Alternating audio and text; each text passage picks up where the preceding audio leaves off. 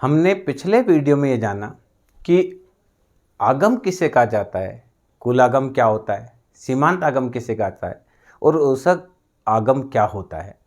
सामान्य रूप से किसी वस्तु के विक्रय से जो प्राप्त धनराशि होती है उसे ही कुल आगम कहा जाता है। यदि हम प्रति इकाई वस्तु कितने में बिकी है उसको पता करें, जिसको कीमत भी कह सकते हैं, उसको ही औसत आगम कहा जाता है। और किसी वस्तु की एक अतिरिक्त इकाई के विक्रय से कुल आगम में जो परिवर्तन होता है उसे सीमांत आगम की संज्ञा दी जाती है। आज के इस वीडियो में हम एक बहुत ही महत्वपूर्ण टॉपिक पर बात करने वाले हैं, जिसे मार्केट कहा जाता है। बाजार के नाम से आप सब परिचित है। बाजार क्या होता है? बाजार वह स्थान है जहां वस्तुओं और सेवाओं का क्रय विक्रय किया जाता है। बाजार में वस्तु भी बिकती है और सेवा भी बिकती है। हम एप्पल लेकर आते हैं, वस्तु बाजार है। हम गेहूं लेकर आते हैं, वस्तु बाजार है। हम फर्नीचर खरीदते हैं, वस्तु बाजार है। पर हम डॉक्टर की सेवा लेते हैं, वो सेवा बाजार है। हम एक लॉयर की सेवा लेते हैं, हम एक टीचर की सेवा लेते हैं, एक कंपाउंडर की सेवा लेते हैं, किसी नर्स की सेवा लेते हैं, किसी लॉन्ड्रीमैन की सेवा लेते हैं। These are the service market. तो हम कहेंगे कि बाजार वह स्थान है जहाँ वस्तुओं और सेवाओं का क्रय विक्रय किया जाता है। एक उत्पादक अपनी वस्तुओं को बेचता है, क्रेता आकर उसको खरीदता है। तो कहने का तात्पर्य बाजार कोई क्षेत्र विशेष नहीं है। हम सामान्य रूप से जब बाजार की बात करते हैं तो हमारे दिमाग में एक पिक्चर बनती है जहाँ बहुत सारे क्रेता होते हैं और बहुत सारे विक्रेता होते हैं और वस्तु और सेवाएं बहुत सजा कर रखी हुई होती है और क्रेता और विक्रेता खरीद रहे होते हैं। पर हम इकोनॉमिक्स की भाषा में अगर बाजार की बात करें तो प्रत्येक वह स्थान जहाँ वस्तु और सेवाओं का क्रय विक्रय किया जाता है वो बाजार कहलाता है। आपके घर के नीचे सब्जी आई है, आपने सब्जी खरीदी, तो उस समय आपका घर भी एक मार्केट है, क्योंकि आपने वस्तु क्रय की और एक विक्रेता ने आकर विक्रय किए। मैं यहाँ से वीडियो बनाता हूँ और कोई मेरा वीडियो खरीदता है, मैं घर से बनाता हूँ वीडियो, तो ये भी एक मार्केट है, क्योंकि मैं अपनी सेवाएं सेल कर रहा हूँ, सामने वाला मेरी सेवाएं परचेज कर रहा है। तो क्लियर है कि मार्केट जो हमने एक पिक्चर बना रखी है कि सब्जी बाजार में पिक्चर बना रखी कि सब्जी मिलेगी, सराफा बाजार में जा रहे हैं तो सोने चांदी की सारी दुकानें हैं, कपड़ा बाजार में जा रहे हैं तो सब तरफ कपड़े की दुकानें हैं। प्रत्येक वह स्थान जहां वस्तु और सेवा का क्रय विक्रय किया जाता है वह बाजार कहलाता है। आपने घर के नीचे किराएदार रख रखे हैं, वो भी आपका घर भी एक बाजार के रूप में है, क्योंकि आपने कुछ वस्तु अपनी सेवाएं दी है, अपना घर किराए पे दिया है, उससे आपको आमदनी प्राप्त हो रही है। अब बाजार का अलग अलग आधार पर वर्गीकरण किया जाता है। कुछ अर्थशास्त्री क्षेत्र के आधार पर बाजार को बांटते हैं। एक बाजार होता है जो स्थानीय बाजार होता है, जो वस्तु यहाँ बनती है यहीं बिकती है, उसको स्थानीय बाजार की संज्ञा देते हैं।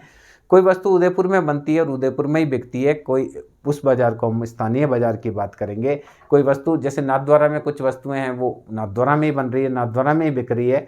आपके आसपास में भी बहुत सारी चीज़ें ऐसी होगी, कोई मटर बो रहा है, कोई पालक बो रहा है, कोई धनिया बो रहा है, वो वहीं उगाता है और वहीं बेच देता है। उस बाजार को हम स्थानीय बाजार कहते हैं। कुछ वस्तुएं पूरे स्टेट में बिकती है, उससे हम प्रादेशिक बाजार की संज्ञा देते हैं। जैसे राजस्थान सरकार के द्वारा जो देसी मदिरा बेची जाती है वो पूरे राजस्थान में बेची जाती है। वो राजस्थान सरकार के द्वारा हरियाणा में नहीं बेची जाती, गुजरात में नहीं बेची जाती, मध्य प्रदेश में नहीं बेची जाती, केवल राजस्थान में ही बेची जाती है। यानी एक कोई वस्तु इस प्रकार की हो जिसका मार्केट पूरा स्टेट हो तो उसे प्रादेशिक बाजार की संज्ञा देते हैं।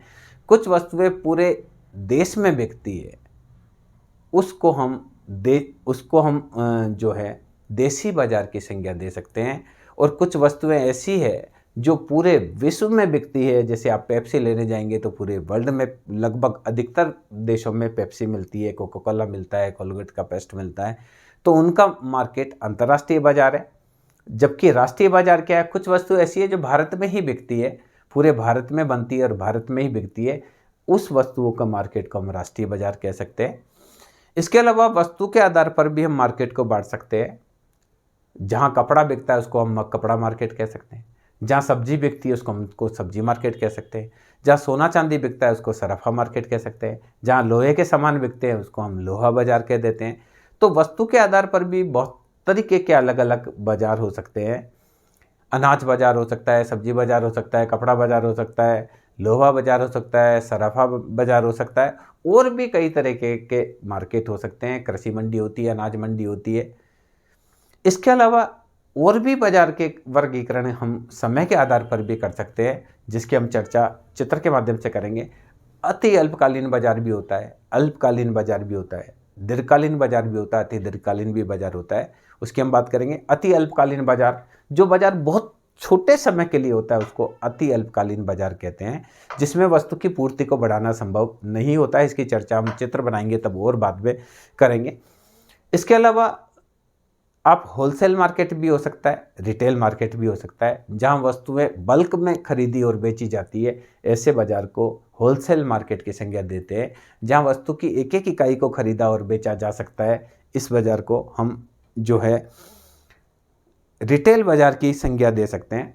इसके अलावा प्रतियोगिता के आधार पर भी बाजार हो सकता है। बाजार में किस प्रकार की प्रतियोगिता है, प्रतियोगिता के आधार पर बाजार पूर्ण प्रतियोगी बाजार हो सकता है, एकाधिकारी बाजार हो सकता है, अपूर्ण प्रतियोगी बाजार हो सकता है, अपूर्ण प्रतियोगिता में एकाधिकृत प्रतियोगिता का बाजार हो सकता है, अल्पाधिकार बाजार हो सकता है, दयाधिकार बाजार हो सकता है। इनकी चर्चा भी हम अलग अलग वीडियो बनाएंगे, उसमें हम अलग अलग प्रतियोगिता के हिसाब से बाजार की भी चर्चा करेंगे, सबकी विशेषताएं देखेंगे, सब में फर्म का संतुलन कैसे होता है उसको देखेंगे, सब में लाभ का निर्धारण कैसे होता है उसके बारे में भी हम चर्चा करेंगे।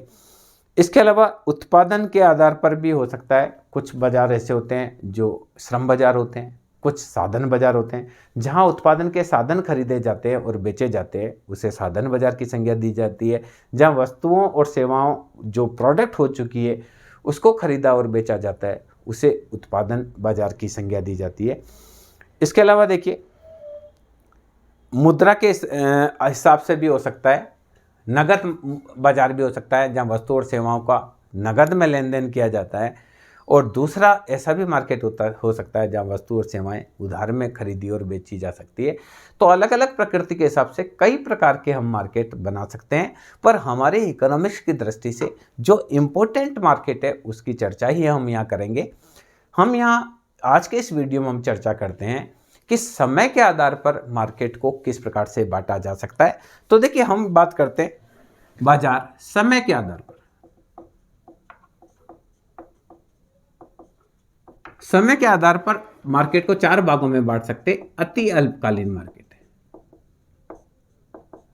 दूसरा मैं बोल सकता हूं अल्पकालीन, तीसरा मार्केट हो सकता है दीर्घकालीन, और चौथा हो सकता है अति दीर्घकालीन। इन मार्केट की हम चर्चा करेंगे। अति अल्पकाल बहुत छोटी अवधि होती है। हम कई जगह देखते हैं मेला लगता है, 3 घंटे के लिए लगता है, बंद हो जाता है। वो मार्केट अल्पकालीन मार्केट होता है। गणगौर का मेला लगता है, दशहरे का मेला लगता है, कोई मंदिर की जयंती होती है उस पर कुछ मेला लगता है, या ग्रामीण क्षेत्र में हाट बाजार लगते हैं। वो जो बाजार होता है वो अति अल्पकालीन बाजार होता है। उस बाजार में वस्तु की पूर्ति को बढ़ाना संभव नहीं होता है। जैसे दशहरे का मेला लगा या गणगौर का मेला लगा और एक आदमी भुसावर से अचार लेकर आया, उसका अचार खूब बिक रहा है, पर जितना वो लेकर आया उतना ही बेच सकता है, वो नया अचार नहीं मंगा सकता है, क्योंकि अगर वो अलवर से या भुसावर से नया अचार मंगाएगा जब तक बाजार ही बंद हो जाएगा, क्योंकि वो बाजार लगता ही 2 घंटे 4 घंटे 5 घंटे के लिए कुल है। तो ऐसा मार्केट जिसमें किसी भी स्थिति में वस्तु की पूर्ति को बढ़ाना संभव नहीं होता है, ऐसे मार्केट को हम अति अल्पकालीन मार्केट कहते हैं। तो अति अल्पकालीन मार्केट में किसी जो वस्तु की पूर्ति है वो पूर्ण रूप से कांस्टेंट होती है। इसको हम देखेंगे। देखिए, अति अल्पकालीन बाजार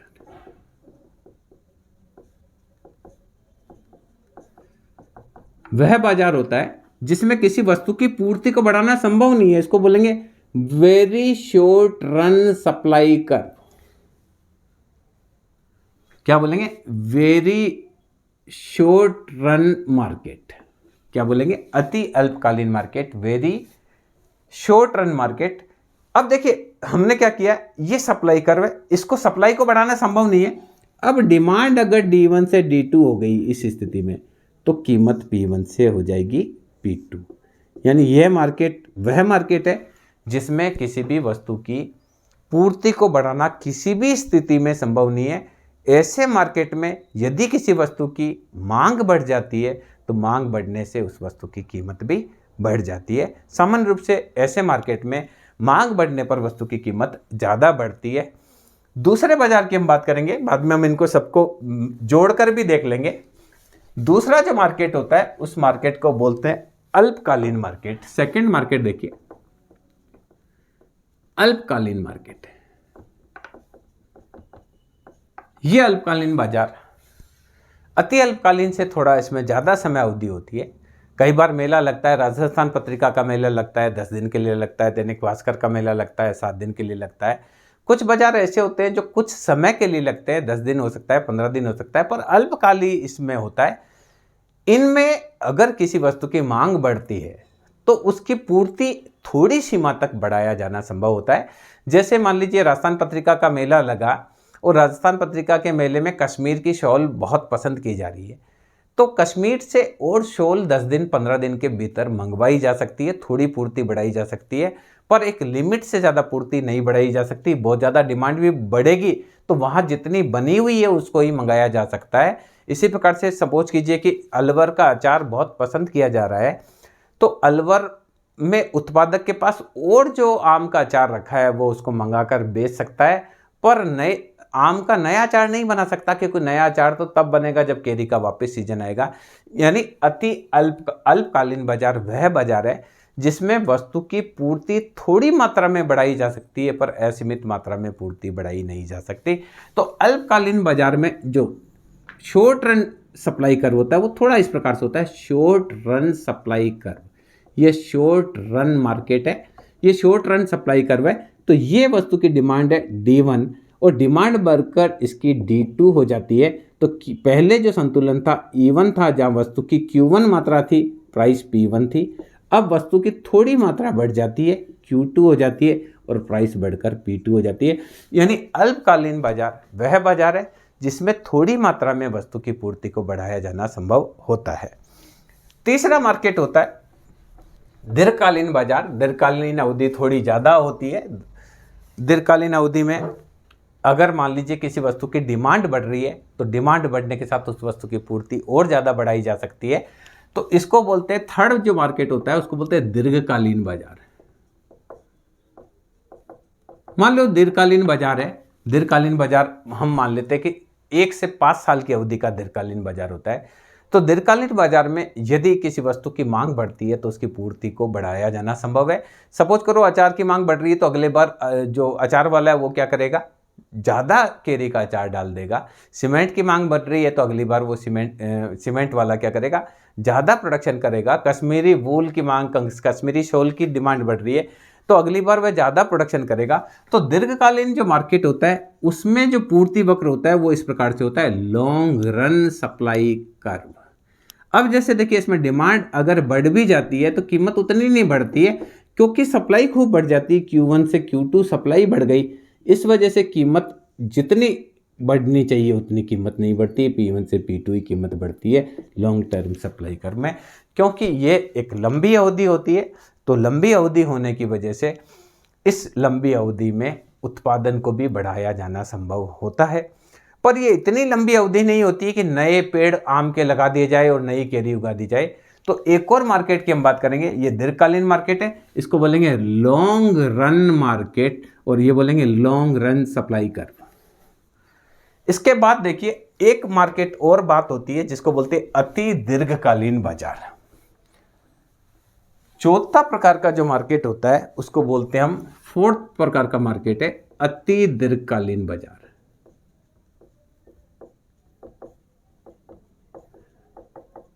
अति दीर्घकालीन बाजार और भी लंबी अवधि होती है, ये 5 साल से लंबी अवधि होती है। इस अवधि में नए पेड़ लगाकर नई केरी का प्रोडक्शन भी किया जा सकता है, नया प्लांट लगाकर सीमेंट का प्रोडक्शन भी और बढ़ाया जा सकता है। कश्मीरी शॉल बढ़ाने के लिए और नई फैक्ट्री लगाई जा सकती है। यानी अति दीर्घकालीन बाजार ऐसा बाजार होता है जिसमें जितनी भी पूर्ति करना चाहे वो कर सकते हैं। तो long run supply, very long run supply, very long run supply curve, very long run market. तो यहां देखिए very long run supply curve. तो इस स्थिति में क्या होता है, अगर वस्तु की डिमांड बढ़ती भी है तो वस्तु की कीमत नहीं बढ़ती है, पहला संतुलन Q1 पर था, E1 बिंदु पर संतुलन था, दूसरा E2 पर है, प्राइस वो की वही रहती है। तो दीर्घकालीन ऐसी अवधि होती है जिसमें हम नई फैक्ट्री भी लगा सकते हैं, नए आम के पेड़ भी लगा सकते हैं, नई कश्मीरी शॉल है उसकी नई फैक्ट्री भी लगा सकते हैं, भेड़ों का भी उत्पादन बढ़ा सकते हैं, उनका उत्पादन भी बढ़ा सकते हैं।